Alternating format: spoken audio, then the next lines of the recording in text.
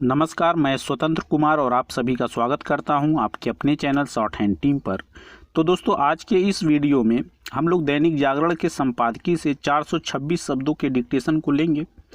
इसे हम लोग दो अलग अलग स्पीड में लेंगे। पहली बार में इसे हम लोग 70 की स्पीड में लिखेंगे, दूसरी और आखिरी बार में हम लोग इसी डिक्टेशन को 80 की स्पीड में लेंगे। लेकिन अगर आप इसके PDF को प्राप्त करना चाहते हैं या आपको इसमें आए हुए महत्वपूर्ण शब्दों की आउटलाइन को अगर आपको जानना है तो आप हमारे टेलीग्राम ग्रुप को ज्वाइन कर लें। टेलीग्राम ग्रुप से जुड़ने के लिए आप इसी वीडियो के ठीक नीचे डिस्क्रिप्शन बॉक्स में जाएं और वहां टेलीग्राम ग्रुप का आपको लिंक मिल जाएगा। उस पर क्लिक करके ग्रुप को आप ज्वाइन कर सकते हैं। ज्वाइन करने में अगर आपको प्रॉब्लम आ रही है तो आप सीधे अपने मोबाइल में टेलीग्राम ऐप को ओपन करें और वहां शॉर्ट हैंड टीम सर्च करके भी आप ग्रुप को ज्वाइन कर सकते हैं। तो 70 के स्पीड में आपका डिक्टेशन स्टार्ट होगा 5 सेकंड के बाद। तब तक के लिए आप रेडी रहें।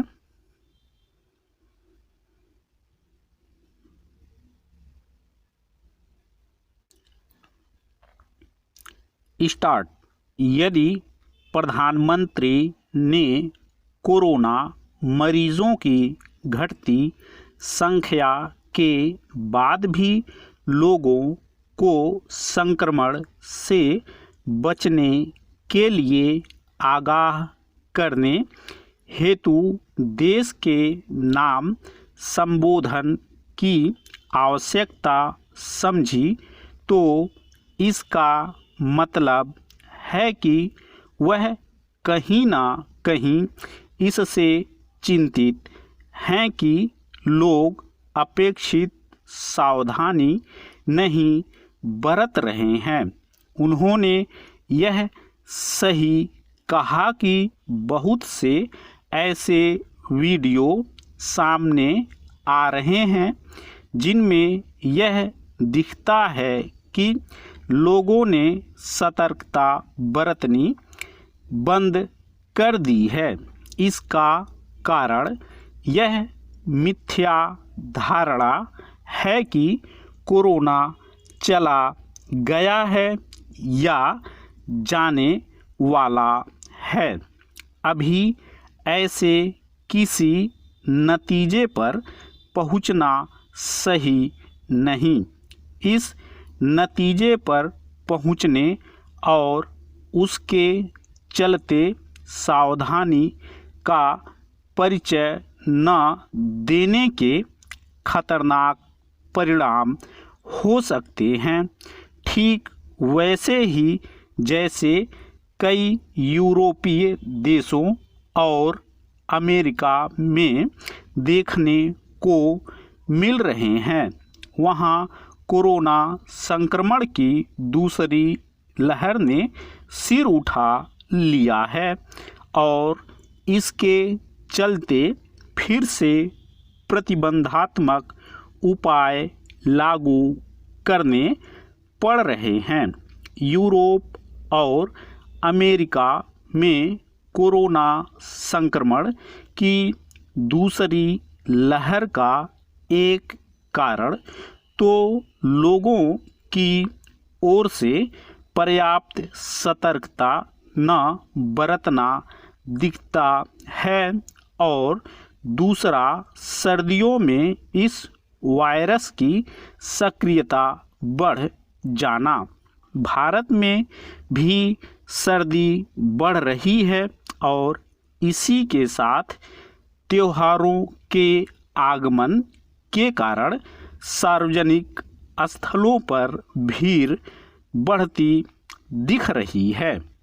धार्मिक स्थलों में श्रद्धालुओं की बढ़ती भीड़ चिंता का कारण है, इसलिए और भी क्योंकि लोग न तो शारीरिक दूरी को लेकर सचेत दिख रहे हैं और न ही मास्क का सही तरह उपयोग कर रहे हैं। आखिर मास्क का उचित तरीके से उपयोग करने में क्या कठिनाई है, जब यह साफ है कि शारीरिक दूरी और मास्क का इस्तेमाल ही कोरोना संक्रमण से बचाव का प्रभावी उपाय है, तब फिर उसे लेकर लापरवाही बरतना खुद के साथ औरों और साथ ही देश को भी मुश्किल में डालना है। लोगों की लापरवाही केवल स्वास्थ्य ढांचे की ही चुनौतियां नहीं बढ़ा रही, बल्कि आर्थिक व्यापारिक गतिविधियों को गति देने में भी बाधक बन रही है। यह सही है कि लॉकडाउन की बंदिशें करीब करीब खत्म हो गई हैं, लेकिन इसका यह अर्थ नहीं कि कोरोना भी चला गया है। इसकी अनदेखी नहीं की जा सकती कि केरल में ओणम और महाराष्ट्र में गणेश चतुर्थी के कारण किस तरह स्थितियां खराब हुई।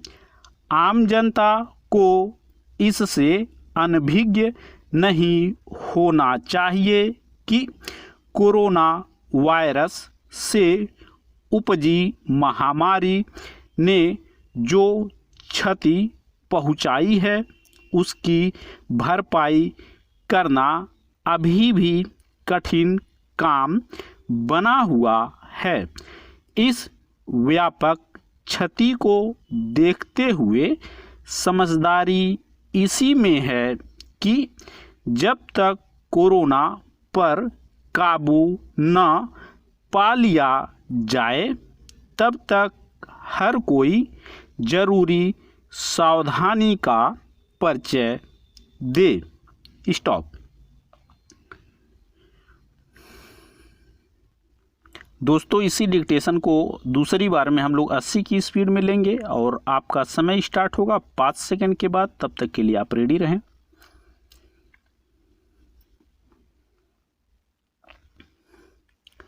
स्टार्ट। यदि प्रधानमंत्री ने कोरोना मरीजों की घटती संख्या के बाद भी लोगों को संक्रमण से बचने के लिए आगाह करने हेतु देश के नाम संबोधन की आवश्यकता समझी, तो इसका मतलब है कि वह कहीं ना कहीं इससे चिंतित हैं कि लोग अपेक्षित सावधानी नहीं बरत रहे हैं। उन्होंने यह सही कहा कि बहुत से ऐसे वीडियो सामने आ रहे हैं जिनमें यह दिखता है कि लोगों ने सतर्कता बरतनी बंद कर दी है।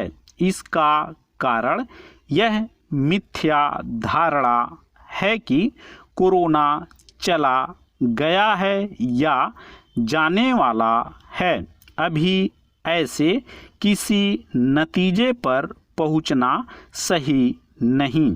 इस नतीजे पर पहुंचने और उसके चलते सावधानी का परिचय न देने के खतरनाक परिणाम हो सकते हैं। ठीक वैसे ही जैसे कई यूरोपीय देशों और अमेरिका में देखने को मिल रहे हैं। वहाँ कोरोना संक्रमण की दूसरी लहर ने सिर उठा लिया है और इसके चलते फिर से प्रतिबंधात्मक उपाय लागू करने पड़ रहे हैं। यूरोप और अमेरिका में कोरोना संक्रमण की दूसरी लहर का एक कारण तो लोगों की ओर से पर्याप्त सतर्कता न बरतना दिखता है और दूसरा सर्दियों में इस वायरस की सक्रियता बढ़ जाना। भारत में भी सर्दी बढ़ रही है और इसी के साथ त्योहारों के आगमन के कारण सार्वजनिक स्थलों में भीड़ बढ़ती दिख रही है। धार्मिक स्थलों में श्रद्धालुओं की बढ़ती भीड़ चिंता का कारण है, इसलिए और भी क्योंकि लोग न तो शारीरिक दूरी को लेकर सचेत दिख रहे हैं और न ही मास्क का सही तरह उपयोग कर रहे हैं।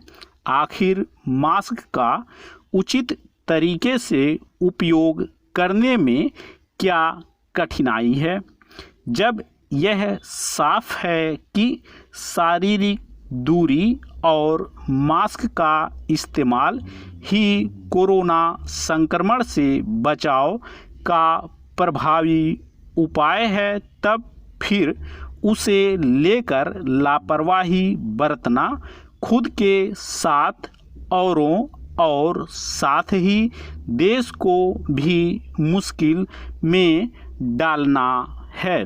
लोगों की लापरवाही केवल स्वास्थ्य ढांचे की ही चुनौतियां नहीं बढ़ा रही, बल्कि आर्थिक व्यापारिक गतिविधियों को गति देने में भी बाधक बन रही हैं। यह सही है कि लॉकडाउन की बंदिशें करीब करीब खत्म हो गई हैं, लेकिन इसका यह अर्थ नहीं कि कोरोना भी चला गया है। इसकी अनदेखी नहीं की जा सकती कि केरल में ओणम और महाराष्ट्र में गणेश चतुर्थी के कारण किस तरह स्थितियां खराब हुई। आम जनता को इससे अनभिज्ञ नहीं होना चाहिए कि कोरोना वायरस से उपजी महामारी ने जो क्षति पहुंचाई है, उसकी भरपाई करना अभी भी कठिन काम बना हुआ है। इस व्यापक क्षति को देखते हुए समझदारी इसी में है कि जब तक कोरोना पर काबू न पा लिया जाए, तब तक हर कोई जरूरी सावधानी का परिचय दे। स्टॉप।